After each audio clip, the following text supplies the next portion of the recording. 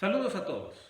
Mis futuros colegas de la Asociación Corpus Juris de la Facultad de Derecho de la UPC me pidieron conversar o me pidieron hablar sobre el derecho a la libertad personal y la prisión preventiva.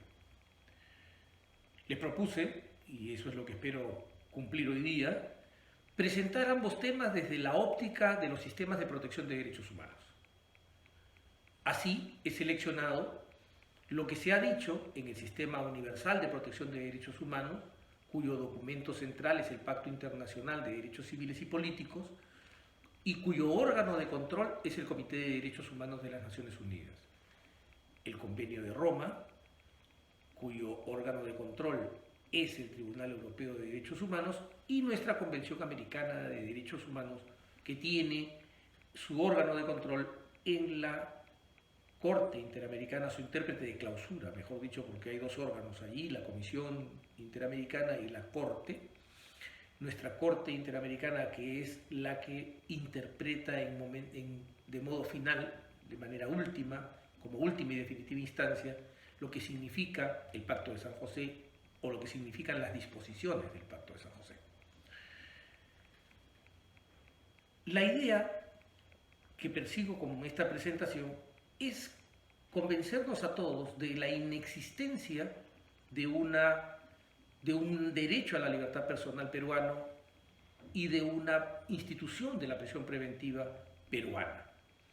Lo que nos va a permitir este análisis de los estándares internacionales es comprender que hay, en tanto derecho humano, derecho fundamental o derecho constitucional, que en nuestro sistema son voces intercambiables.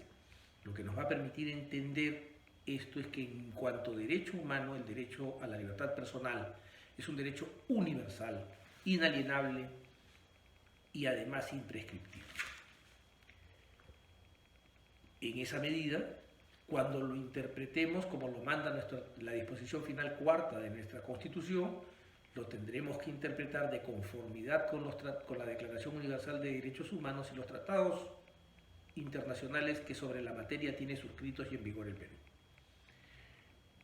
Dos de estos tres instrumentos que voy a repasar son instrumentos que el Perú ha suscrito y ratificado y depositado, como son el Pacto Internacional de Derechos Civiles y Políticos y el Pacto de San José.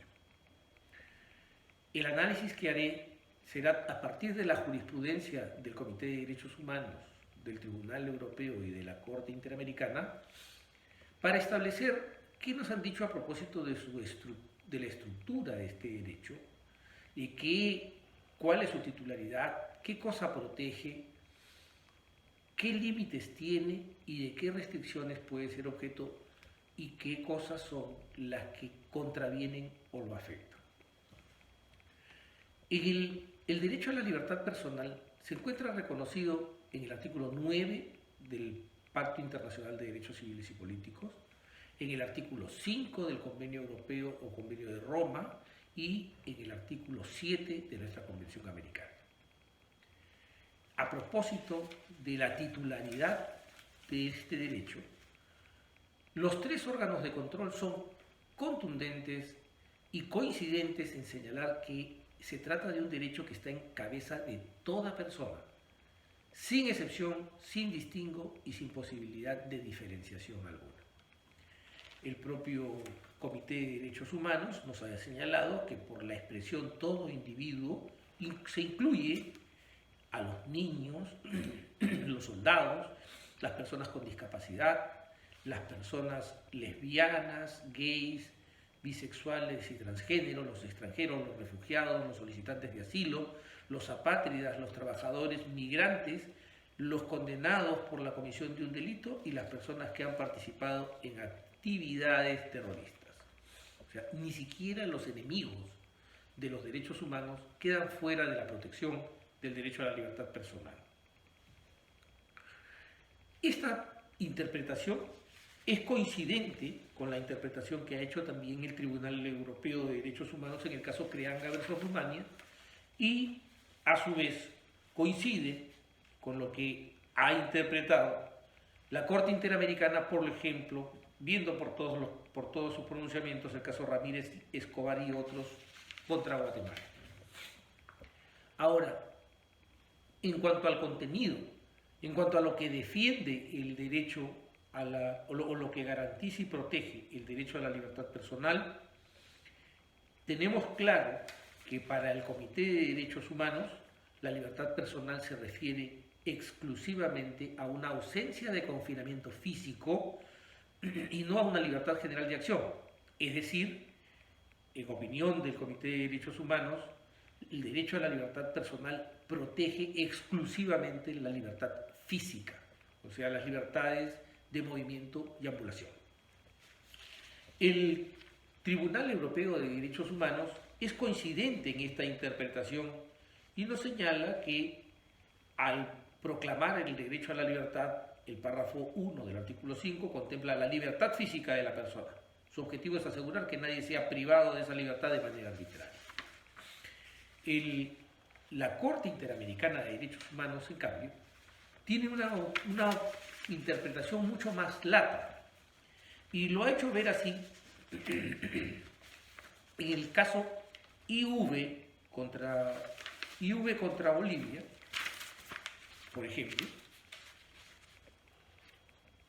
cuando ha declarado que la Corte interpreta en forma amplia el artículo 7 de la Convención Americana y señala que este incluye un concepto de libertad en un sentido extenso como la capacidad de hacer y no hacer todo lo que esté lícitamente permitido. Es decir, constituye un derecho de toda persona, el derecho de toda persona de organizar con arreglo a la ley su vida individual y social conforme a sus propias opciones y convicciones. La libertad así definida, dice la Corte Interamericana, en este caso, es un derecho humano básico propio de los atributos de la persona que se proyecta en toda la Convención. Fíjense la importancia de esta diferenciación, que en ocasiones es acogida por nuestro Tribunal Constitucional, porque debemos tener presente que la latitud o la amplitud en general del habeas corpus como instrumento procesal de protección del derecho a la libertad personal y sus derechos conexos depende, obviamente, de la extensión, el ámbito de protección o el scope que le demos al derecho a la libertad personal. Si entendemos que solo la libertad física es la que puede ser objeto de protección con el habeas corpus, tendríamos que limitarnos a que esta protección se dé exclusivamente en los casos de privaciones o restricciones de la libertad personal, entendida como libertad física. Pero si entendemos que hasta las restricciones menores pueden entrar en el ámbito de protección de un derecho a la libertad personal entendido en los términos en que ha sido planteados por la Corte Interamericana, el espacio de protección es muchísimo más amplio. Ahora, los tres órganos de control de los sistemas de protección de derechos humanos han sido coincidentes en señalar que el derecho a la libertad personal protege contra la privación arbitraria de la libertad. Surge aquí un tema respecto del cual habremos de conversar minutos más adelante y que tiene que ver con que, de acuerdo a la jurisprudencia de los altos tribunales, así como con la redacción misma de las disposiciones convencionales objeto de interpretación, el derecho a la libertad personal no nos protege contra toda privación de la libertad. Solo nos protege contra la privación de la libertad ilegal o la privación de la libertad arbitraria, o de aquellas privaciones de la libertad que resulten arbitrarias e ilegales al mismo tiempo. Surge entonces la pregunta central: ¿de qué cosa habremos de entender por privación de la libertad? El tribunal, en la observación general 35, el Comité de Derechos Humanos, nos ha dicho que la privación de libertad implica una restricción de movimientos más estricta en un espacio más limitado que la mera interferencia con la libertad de circulación a que se refiere el artículo 12 del pacto. Se requiere entonces obviamente, una situación concreta que implique la eliminación o la imposibilitación de que se ejerzan las capacidades personales de movimiento físico. Ha dicho también el Comité de Derechos Humanos, ha dado ejemplos acerca de cuáles son los actos, en una enumeración abierta, por supuesto, que podrían importar una privación de la libertad, y nos ha dicho que entre ellos se cuentan la detención en dependencias policiales, el arraigo, la reclusión preventiva, la prisión tras una condena, el arresto domiciliario, la detención administrativa, la hospitalización involuntaria, el internamiento de niños en instituciones y el confinamiento en una zona restringida de un aeropuerto. Dice que también se cuentan ciertas restricciones adicionales impuestas a las personas ya reducidas, ya recluidas, como es el caso de la reclusión en régimen de aislamiento o la utilización de dispositivos de reducción de la movilidad. Cuando pensamos en esto, en nuestra práctica penitenciaria estamos ante lo que se llama el hueco, que es una celda donde se coloca al recluso solo, supuestamente para que piense o reflexione. Y cuando pensamos en lo otro, en la inmovilidad o los instrumentos de inmovilidad, yo quisiera recordarles un pasaje, para quienes tengan edad suficiente o pueden buscarlo, de la película con Anthony Hopkins, en la que él interpreta a Hannibal Lecter, El silencio de los inocentes, cuando ustedes ven que la persona está sujeta en un aparato para que no pueda tocar a nadie. Esa es una ya restricción extrema, sumamente extrema, de la libertad personal. Ahora, el Tribunal Europeo de Derechos Humanos ha dicho que para determinar la privación de la libertad, el punto de partida debe ser la situación concreta y que la cuenta debe ser tomada de una amplia gama de criterios como el tipo, duración, efectos y forma de implementación de la medida en cuestión. Esto lo dijo el Tribunal Europeo de Derechos Humanos en el caso Engel y otros, que además señaló que la diferencia entre privación y restricción de la libertad no es sustancial, sino de grado. O sea, no hay una diferencia sustancial entre las interferencias en la libertad personal y su privación misma, que lo que cambia es el grado. O sea, puede ser esta más intensa en el caso de la privación de la libertad y menos intensa cuando se trata de las restricciones. La Corte Interamericana de Derechos Humanos en este aspecto ha sido coincidente con las posiciones de ambos tribunales. Ahora, se nos plantea otro problema distinto, como habrán podido escuchar al hacer el catálogo de las privaciones de libertad.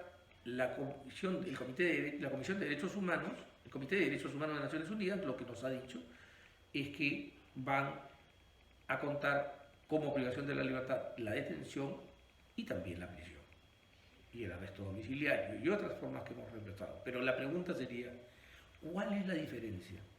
¿O cómo podemos establecer la diferencia entre la detención y la prisión? El Comité de Derechos Humanos, igualmente en la Observación General 35, en el párrafo 13, nos ha dicho que por el término de detención se debe entender la aprehensión de una persona que da inicio a su privación de la libertad. La detención, nos dice, en el sentido estricto del artículo 9, no tiene por qué implicar una detención formal conforme al derecho interno. O sea, el acto cuenta más que lo que se esté diciendo. Si concurre usted a una dependencia policial y es colocado en una situación en la cual no se le permite, para todo efecto práctico, retirarse cuando usted desee, tiene que tener claro que ya está ante una detención, aunque no se le haya dicho esto formalmente, ni se le hayan dado las advertencias de su derecho a contar con un abogado, a guardar silencio y todas estas advertencias que surgieron en el caso Miranda versus Arizona y que han sido recogidas por nuestro Código Procesal Penal. Ahora, el término prisión, en cambio, nos dice el Comité de Derechos Humanos, se refiere a la privación de la libertad que comienza con la detención y concluye o con la condena de la persona o con su liberación. Entonces queda claro que la detención es el punto de inicio de la prisión y que la prisión es el plazo que corre de privación de libertad entre la detención y la condena definitiva o la liberación de la persona. El Tribunal Europeo de Derechos Humanos nos ha dicho en cuanto a la duración de la prisión preventiva que al determinar la duración de la detención en espera del juicio en virtud del artículo 5.3 de la Convención, el periodo a tener en cuenta comienza el día en que el acusado es detenido y termina el día en que el cargo se determina, aunque solo sea por un tribunal de primera instancia o posiblemente cuando el solicitante es liberado de la custodia en espera de un proceso en su contra. Cita varias sentencias, las digamos más conocidas, la sentencia Reynolds, la sentencia Stockmüller y la sentencia Neumeister. Esto lo ha dicho, condensando su doctrina, en la sentencia del caso Idalov versus Rusia. Ahora, en cuanto al sistema interamericano de derechos humanos, de protección de derechos humanos, la Corte nos ha dicho en el caso Familia Barrios contra Venezuela que para los efectos del artículo 7 de la Convención, una detención, sea este por un periodo breve o una demora, constituye una privación a la libertad física de la persona y por lo tanto toda limitación a la misma debe ajustarse estrictamente a lo que la Convención Americana y la legislación interna establezcan al efecto, siempre y cuando ésta sea compatible con la Convención. Miren los elementos importantes. No solo es que tiene que darse la privación de la libertad, que ésta tiene que ser legal, que tiene que ser razonable, sino que además la legislación interna tiene, obviamente, en cumplimiento del mandato contenido en el artículo 2 de la Convención, que establece la obligación de adecuación, que, valga la redundancia, adecuarse a los estándares de la Convención Americana. En cuanto a la conformidad de la prisión o de la privación de la libertad, vamos a hablar cuando nos toque revisar la prisión preventiva. Ahora, hemos oído en varias ocasiones ya que la prisión o la privación de la libertad o la reclusión puede ser ilícita o puede ser arbitraria. Estas son las reclusiones o las privaciones de la libertad que están fuera del derecho a la libertad personal o contra las cuales nos protege el derecho a la libertad personal. Si entendemos esto, tenía que quedarnos claro, como ya en algún momento apunté, que el derecho a la libertad personal no nos protege contra toda privación de la libertad. Nos protege únicamente contra las privaciones de la libertad ilícitas, entendidas como ilegales, o arbitrarias, entendidas como caprichosas o privadas de razón, o de aquellas que son ambas cosas a la vez, que reúnen ambas propiedades al mismo tiempo, de ser ilícitas y ser arbitrarias. ¿Cuál es la diferencia en este caso? El Comité de Derechos Humanos, en la misma Observación General 35, en los párrafos 11 y 12, nos dice que la privación de la libertad ilícita es aquella que no se impone por las causas fijadas en la ley, ni con arreglo al procedimiento establecido en ella. En cambio, la detención y reclusión arbitraria puede estar autorizada por la legislación nacional y ser, no obstante, puede, no obstante, contravenir el pacto. El concepto de arbitrariedad, y esto es lo más importante que dice el Comité de Derechos Humanos, el concepto de arbitrariedad no debe equipararse con el de contrario a la ley, sino que deberá interpretarse de manera más amplia, de modo que incluya consideraciones relacionadas con la inadecuación, la injusticia, la imprevisibilidad y las debidas garantías procesales, además de consideraciones relacionadas con la razonabilidad, la necesidad y la proporcionalidad. Entonces, las dos prohibiciones, dice el Comité de Derechos Humanos, tienen elementos comunes, ya que las detenciones o reclusiones pueden infringir la legislación aplicable, pero no ser arbitrarias. Pueden ser lícitas, pero arbitrarias, o ser tanto ilícitas como arbitrarias. La detención o reclusión que carece de fundamento legal es también arbitraria, nos dice. El confinamiento no autorizado de los reclusos más allá de la duración de su condena es tanto arbitrario como ilícito. Al igual que la prolongación no autorizada de otras formas de reclusión. Mantener el confinamiento desatendiendo una orden judicial de puesta en libertad es arbitrario e ilícito. El Tribunal Europeo de Derechos Humanos, por su parte, nos ha dicho que los subpárrafos que van de la A a la F en el artículo 5, numeral 1 del Convenio de Roma, contienen una lista exhaustiva de motivos permitidos por los cuales las personas pueden ser privadas de su libertad. Y ninguna privación de la libertad será legal a menos que caiga dentro de uno de estos motivos. Cuando la legalidad de la detención está en cuestión, incluida la pregunta de si se ha seguido un procedimiento prescrito por la ley, el convenio se refiere esencialmente a la legislación nacional y establece la obligación de ajustarse a las normas sustantivas y procesales del derecho nacional. El cumplimiento de la legislación nacional no es suficiente, nos dice en Creanga versus Rumania, en el fundamento 84. No es suficiente. El artículo 5.1 requiere además que cualquier privación de la libertad sea acorde con el propósito de proteger al individuo de la arbitrariedad.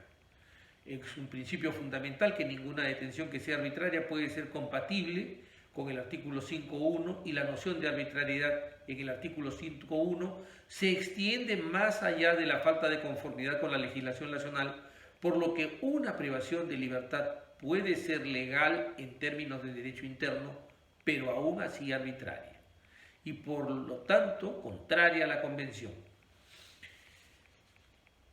La Corte Interamericana, en el caso Gangarán Panday versus Surinam, nos ha dicho que el artículo 7 contiene garantías específicas descritas en los incisos 2 y 3, la prohibición de detenciones o arrestos ilegales o arbitrarios.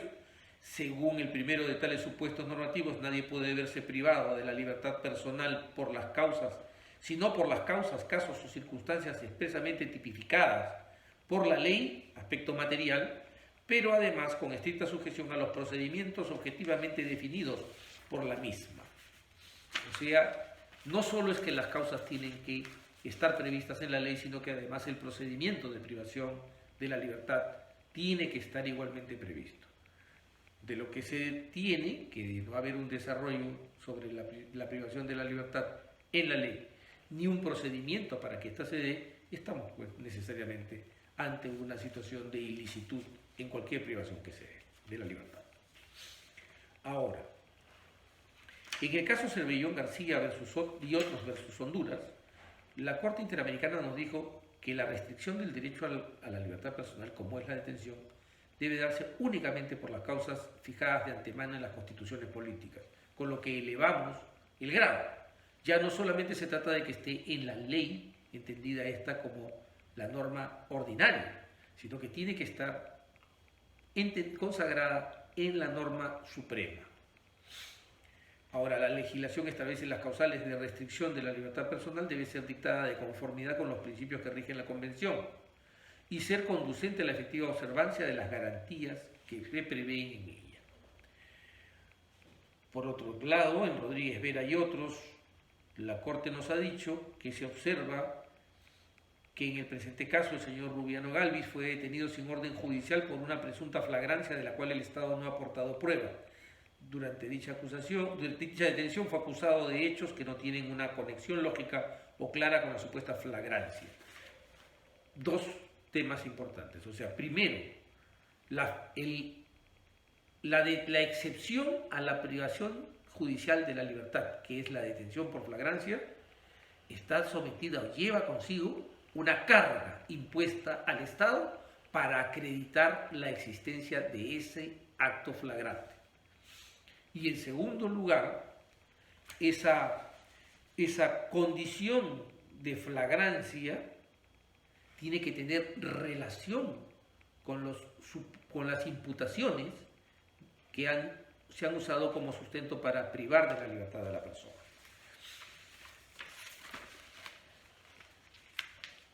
En cuanto a la arbitrariedad, la Corte Interamericana, en el caso Palamara y Ibarne contra Chile, nos ha dicho que son arbitrarias las detenciones que adoptan los órganos internos que puedan afectar derechos humanos, tal como el derecho a la libertad personal, que no se encuentren debidamente fundamentadas. Aquí entramos en el ámbito de la motivación o de lo que la doctrina de nuestro Tribunal Constitucional llama la motivación cualificada. La privación de la libertad no puede tener una simple justificación o una justificación que no revista una intensidad mayor que cualquier otra decisión transitoria, temporal, cautelar o provisoria que pueda dictar el Poder Judicial. La Convención dice, en el caso Cervellón García y otros contra Honduras, dice la Corte Interamericana, prohíbe la detención o encarcelamiento por métodos que pueden ser legales, pero que en la práctica resultan irrazonables o carentes de proporcionalidad. Y a propósito de esto, nos dice que para que se cumplan los requisitos necesarios para restringir el derecho a la libertad personal, deben existir indicios suficientes que permitan suponer razonablemente la culpabilidad de la persona sometida a un proceso y que la detención sea estrictamente necesaria para asegurar que el acusado no impedirá el desarrollo eficiente de las investigaciones ni eludirá la acción de la justicia. Al ordenarse medidas restrictivas de la libertad, es preciso que el Estado fundamente y acredite la existencia, en el caso concreto, de estos requisitos exigidos por la Convención. Entonces, seguimos en la Corte Interamericana la misma posición de los otros órganos de control o de defensa de los derechos humanos, en el sentido de que la privación de la libertad puede ser ilegal o ilícita o arbitraria. Ahora, en orden a la privación no arbitraria ni ilegal, emerge la figura o la institución de la prisión preventiva. Y aquí quisiera dejar un primer punto desde la perspectiva no conflictivista a la que yo adhiero. Y es que muchas veces escuchan ustedes, si siguen las audiencias, si escuchan las resoluciones que se dictan sobre prisión preventiva o revisan las que han sido pronunciadas por los órganos de apelación o de casación, que las situaciones de que se solicita la prisión preventiva se plantea una tensión o una colisión, les gusta decir, entre el derecho a la libertad personal y el principio o la potestad de eficaz persecución del delito. Este conflicto que imaginan quienes esto sostienen, en términos reales no existe. Y no existe porque la prisión preventiva es una excepción al derecho a la libertad personal. Es una excepción sustantiva, no una excepción procesal. Es decir, es una zona no cubierta por el derecho a la libertad personal. Vale decir que nadie puede reclamar su libertad física y decir que no puede ser despojado de ella si es que la usa, encontrándose procesado o investigado, para escapar de la acción de la justicia o para obstaculizar esta acción. En cuanto a la prisión preventiva, el artículo 30, los fundamentos 11 y 12 de la Observación General 35 del Comité de Derechos Humanos nos dice que la reclusión preventiva de las personas que hayan de ser juzgadas no debe ser la regla general, sino la excepción. La puesta en libertad podrá ser subordinada a garantías que aseguren la comparecencia del acusado. Por otro lado, nos dice que la reclusión previa al juicio no debe ser preceptiva para todas las personas acusadas de un delito concreto, sin tener en cuenta las circunstancias de cada caso. O sea, en primer lugar es una excepción, en segundo lugar es casuística. En tercer lugar, la ley debe especificar los factores pertinentes y no debe incluir criterios vagos o excesivamente amplios como la seguridad pública, por ejemplo. Esta posición, que es desarrollada más profundamente en la misma observación general 35, nos dice que tampoco debe ordenarse por un periodo en función de la pena. O sea, no tiene un carácter punitivo, sino que tiene un carácter cautelar. No debe el tiempo de reclusión, no debe ordenarse en función de la pena que podría corresponder al delito en cuestión, sino de una determinación de la necesidad. O sea, es plenamente instrumental no punitiva, o sea, tiene características cautelares. Los tribunales deberán examinar si las alternativas de reclusión a la reclusión previa al juicio, como la fianza, los brazaletes electrónicos y otras medidas, harían que la reclusión fuera innecesaria. Juicio de necesidad, mucho más intenso y más allá de las declaraciones vagas que suelen tener nuestra jurisprudencia, en las cuales se dice que se dicta la prisión porque haciendo el examen de necesidad ninguna otra medida podría surtir los efectos de la prisión preventiva para eliminar el peligro procesal determinado, que es lo que usualmente se dice, no basta desde los estándares del Comité de Derechos Humanos. Tiene que haber un análisis acabado, casuístico, puntual y de base objetiva sobre la posibilidad de que cada una de las opciones alternativas a la prisión previstas en el Código Procesal Penal no surtan efecto para eliminar los peligros procesales de manera tal que den pie al uso de la prisión preventiva. De otro modo, estamos ante una prisión injustificada y por tanto arbitraria. Una vez hecha la determinación inicial de que la reclusión previa al juicio es necesaria, esa decisión debe revisarse periódicamente para establecer si sigue siendo razonable y necesaria a la luz de las posibles alternativas. Aquí se agrega otro dato importante. Entonces hemos dicho que es excepcional, que no debe ser preceptiva para todos los casos, que debe haber una especificidad en los factores que dan pie a su uso, ¿sí? Evitando las fórmulas vagas, o sea, tiene que ser muy determinada normativamente hablando, y que no tiene carácter punitivo, sino que, y por lo tanto no puede guardar relación con la pena que correspondería al delito, sino con el plazo que se necesite para que estos peligros procesales no impidan el esclarecimiento de los hechos y la determinación de la verdad.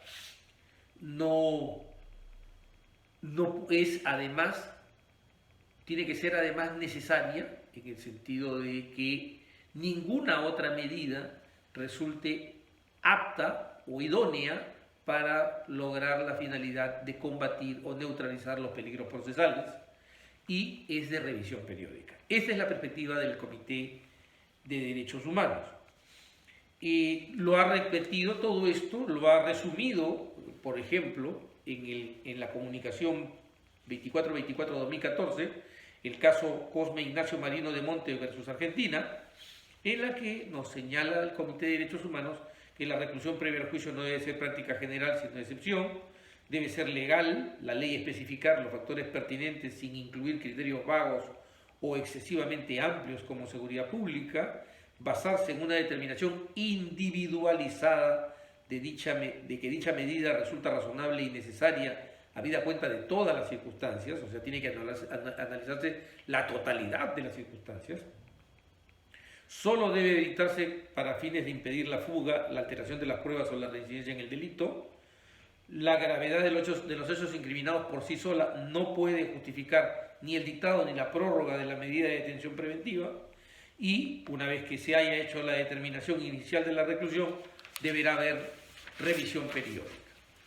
El Tribunal Europeo de Derechos Humanos, en Idalov versus Rusia, fundamentos 144 y 145, nos ha dicho que la sospecha de que se haya cometido un delito grave y que se haya intentado interferir con el curso de la justicia mientras estuvo en libertad son factores que podrían justificar inicialmente la detención, pero que no constituyen motivos relevantes y suficientes para que continúe la detención del solicitante, en particular porque cuando ya ha estado detenido un tiempo considerable.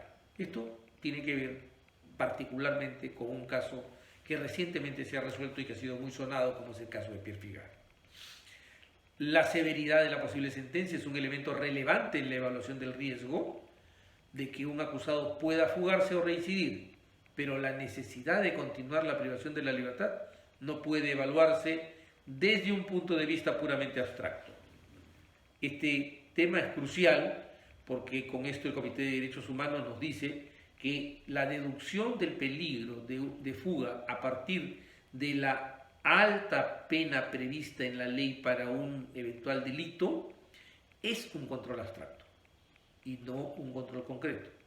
¿Que tiene alguna incidencia? Sí. ¿Que es una condición necesaria para el dictado de la prisión preventiva? Sin ninguna duda, pero que no es suficiente. O sea, siendo condición necesaria, no es condición suficiente. Tampoco se puede utilizar para la continuación de la detención para anticipar una sentencia. Claro, eso obviamente la dotaría de características punitivas. Por otro lado, nos dice que en el caso de Ídolos contra Rusia nos dice algo muy interesante que tiene que ver en el orden de los peligros, por ejemplo, y que debería llevarnos a reflexionar con la forma en que ciertos jueces o algunos jueces evalúan los arraigos. Dice, los tribunales nacionales fallaron sistemáticamente al considerar los argumentos del solicitante de que tenía un lugar permanente de residencia y una relación familiar estable, que no había huido de la justicia y que el examen del caso por parte del Estado se dilataba. O sea, si tiene arraigo domiciliario, si tiene arraigo familiar, si además tiene un arraigo laboral y las dilaciones no pueden serle imputadas en el proceso y además no ha fugado ni se ha separado de la investigación, no puede deducirse válidamente un peligro de fuga. La Corte ha encontrado con frecuencia una violación del artículo 5.3 del convenio en que los tribunales nacionales hayan extendido la detención de un solicitante basados esencialmente en la gravedad de los cargos y en el uso de fórmulas estereotipadas sin abordar hechos específicos o considerar medidas preventivas alternativas. Dos observaciones relevantes. La primera, que la gravedad de los hechos, o sea, reafirma la no punitividad de la prisión preventiva. La gravedad de los hechos imputados no puede determinar ni la prisión propiamente dicha por sí, ni la prolongación de esta prisión. Y además, este dictado de la prisión o su prolongación necesitan, sí, indispensablemente de la concurrencia de datos objetivos y la evaluación de las medidas alternativas que pudieran evitar la prisión. Por otro lado, nos dice en Letelier versus Francia, el Tribunal Europeo de Derechos Humanos, que corresponde a las autoridades judiciales nacionales asegurarse de que en un caso dado la detención preventiva de un acusado no exceda el tiempo razonable. Deben examinar los hechos que se argumentan a favor o en contra de la existencia de un requisito genuino de interés público que justifique, con el debido respeto al principio de presunción de inocencia, una desviación de la regla del respeto a la libertad individual y exponerlos en sus decisiones sobre las solicitudes de liberación.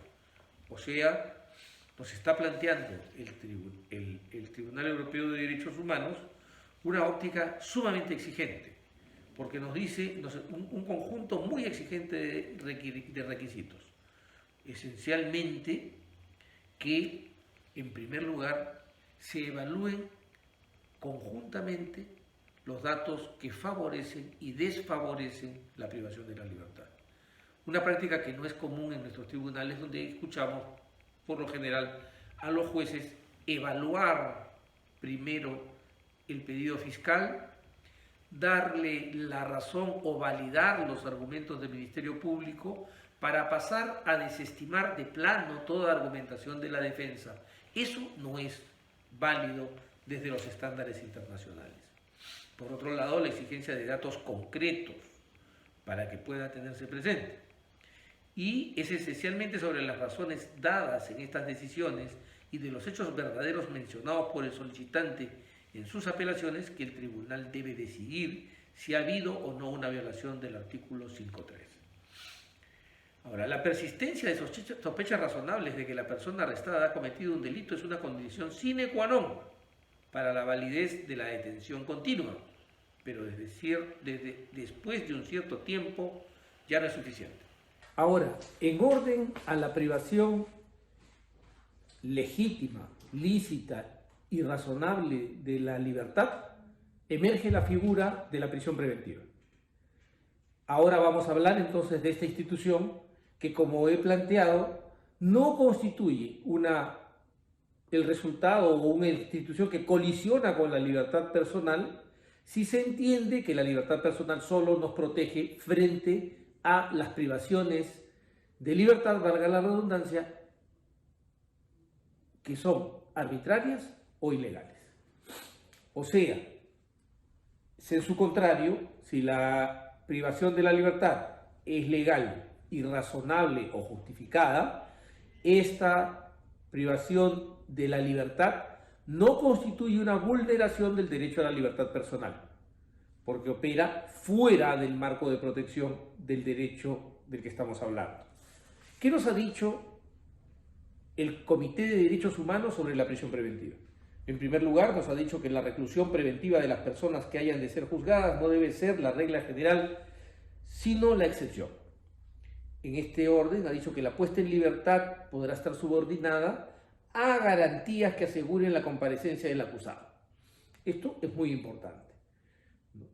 No solamente se tiene que la restricción o la privación del derecho a la libertad es una excepción, sino que además es tan excepcional que puede ser sustituida por la constitución de garantía suficiente de la comparecencia del procesado a la investigación o al juicio. Segundo, nos ha dicho que la reclusión previa al juicio no debe ser preceptiva para todas las personas acusadas de un delito concreto, sin tener en cuenta las circunstancias de cada caso. La gravedad del delito, entonces, deja de ser una razón per se para la privación de la libertad, para transformarse en un elemento necesario, pero no suficiente para la privación de la libertad. Y la ley debe especificar los factores pertinentes sin incluir criterios vagos o excesivamente amplios como los de seguridad pública. Adicionalmente nos ha dicho que tampoco debe ordenarse por un periodo en función de la pena que podría corresponder al delito en cuestión, sino de una determinación de la necesidad. O sea, no es punitiva, es cautelar, y en cuanto a que satisfaga esa necesidad de proteger los fines concretos del proceso, es que habrá de operar. Los tribunales deberán examinar si las alternativas a la reclusión previa al juicio, como la fianza, los brazaletes electrónicos u otras medidas, harían que la reclusión fuera innecesaria.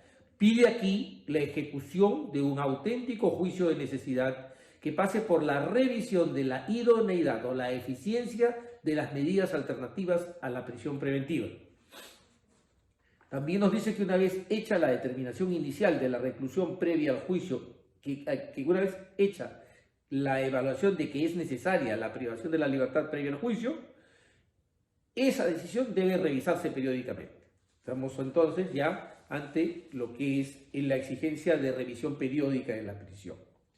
Resumiendo toda su doctrina, en la comunicación número 2424-2014, el caso Cosme Ignacio Marino de Monte versus Argentina, el Comité de Derechos Humanos recopila su posición, la consolida y nos dice que la reclusión previa al juicio no debe ser la práctica general sino la excepción, que debe ser legal y que la ley debe especificar los factores pertinentes sin incluir criterios abstractos o criterios vagos o excesivamente amplios como la seguridad jurídica.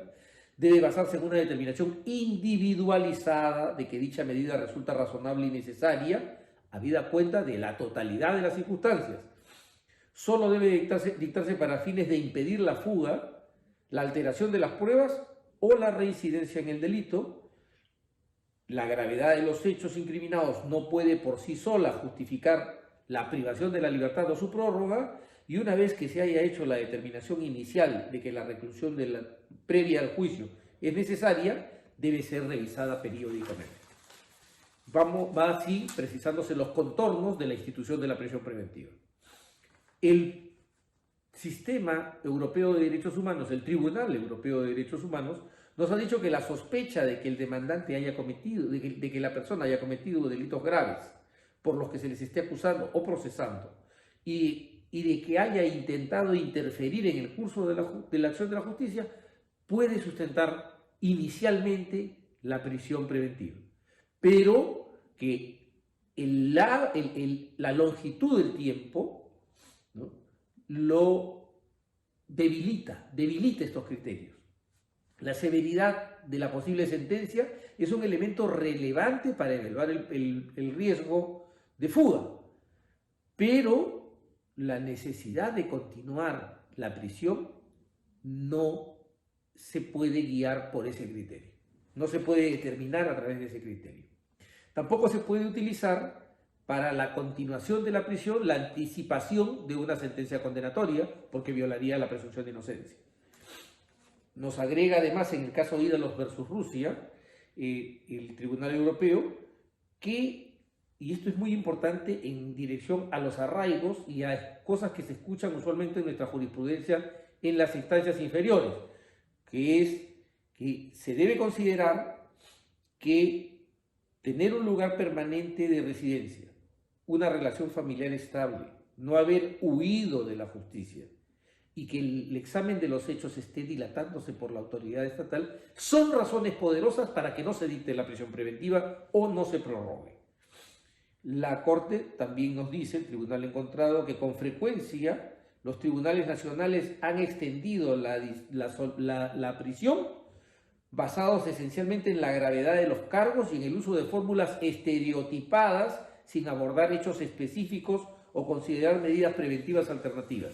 Esto lo hemos visto recientemente en el caso Pierre Figari, en el cual, felizmente, la Sala Penal de Apelaciones rectificó la decisión de primera instancia.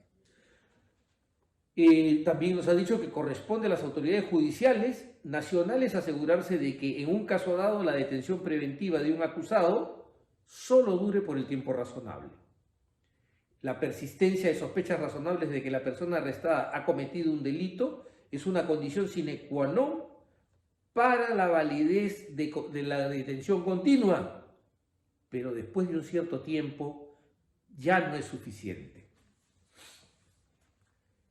En Mangouras versus España, el Tribunal Europeo de Derechos Humanos desarrolla su lógica sobre las medidas alternativas y particularmente sobre la fianza, que es la caución en el Perú, diciéndonos que el objeto de la garantía contemplada en el artículo 5.3, la fianza, así la llama el Convenio de Roma, no es garantizar la reparación del perjuicio causado, sino en particular la comparecencia del acusado en juicio. Y esto tiene mucho que ver con actuaciones del Ministerio Público, de los fiscales, cuando los jueces o salas colocan cauciones y dicen que esta es diminuta respecto del daño que ha causado la persona. Bueno, el Tribunal Europeo de Derechos Humanos está claro que la caución no guarda relación alguna con el daño supuestamente inferido, sino con la necesidad de vincular o aterrizar a la persona, de anclarla para que cumpla con el deber de comparecer ante la justicia. Nos dice además que en cualquier caso resulta de la estructura del artículo 5 en general y de su apartado 3 en particular que una fianza no puede exigirse sino en tanto persistan razones que justifiquen la detención del interesado. Claro, en la medida en que la fianza sustituye la prisión, si desaparecen los fundamentos de la prisión, desaparecen con ellos los fundamentos de la fianza. Siempre que el peligro de fuga puede evitarse por la fianza u otra garantía, el acusado debe ser puesto en libertad. Regla general que hace a la excepcionalidad de la prisión si es que existen medidas alternativas que, siendo menos gravosas, permiten asegurar o que no se obstruya la acción de investigación o que no se fugue el procesado. Las autoridades deben prestar debida consideración tanto al fijar el importe de la fianza como al decidir si el mantenimiento de una persona acusada en detención sigue siendo o no indispensable. Es decir, también hay una necesidad de revisar periódicamente la medida de fianza o caución. En el sistema interamericano, la Corte Interamericana nos ha dicho que las características que debe tener la medida de detención o prisión preventiva para ajustarse a las disposiciones de la Convención Americana son: 1. A. Es una medida cautelar. B. Debe fundarse en elementos probatorios suficientes. C. Está sujeta a revisión periódica. Adicionalmente, nos dice que, sin perjuicio de la legalidad de una detención, es necesario en cada caso hacer un análisis de la compatibilidad de la legislación con la Convención. Ya lo hablamos, el control de convencionalidad y la necesidad de satisfacer los estándares de la Convención al amparo no solo del artículo segundo que crea la obligación de adecuación, sino también supletoriamente el artículo 27 de la Convención de Viena sobre el Derecho de los Tratados, que sustenta o manda que ningún Estado puede justificar el incumplimiento de sus obligaciones internacionales en disposiciones de su derecho interno. Finalmente, lo que tenemos que hacer es recordar que hay un conjunto de factores que han convertido a la prisión preventiva en una generalidad. En Bolivia, 60%, en el Perú casi 40% de la población carcelaria está en situación de preso preventivo, lo que nos señala que obviamente no estamos ante una excepción. Difícilmente podría decirse que bordeando el 50% de posibilidades de que algo ocurra, nos encontramos ante una excepción. Estamos más bien ante una situación casi regular y constante en una sociedad que no debiera aceptarlo. Ahora, cerramos repitiendo que en la prisión preventiva uno no viola ni lesiona el derecho a la libertad personal, porque este solo nos protege contra las privaciones de la libertad que son arbitrarias o ilegales, o arbitrarias e ilegales. 2, que es excepcional. 3, que debe tener base legal. 4, que tiene que ser razonable y en esa medida proporcional y necesaria, que está sujeta a revisión periódica y, en general, una serie de consideraciones que han sido recogidas y rescatadas en el Acuerdo Plenario 1/2019, pero con un matiz señalado por la Corte Interamericana de Derechos Humanos respecto del juicio de necesidad que hay que rescatar. En el juicio de necesidad, el tribunal, nuestro órgano de control del Pacto de San José, señala que el juicio de necesidad debe establecer que es indispensable la privación de la libertad. Es decir, paulatinamente la jurisprudencia interamericana va evolucionando hacia la indispensabilidad como sinónimo del juicio de necesidad. Esto es, en apretado resumen, lo que podemos decir sobre la libertad personal y la prisión preventiva. Juzguen ustedes, a partir de lo que ven en la realidad, si es que efectivamente estamos cumpliendo con los estándares o si nos toca a nosotros que estamos terminando y a ustedes que están por comenzar la tarea de hacer realidad las promesas del constituyente y las promesas de los tratados internacionales sobre derechos humanos. Muchas gracias.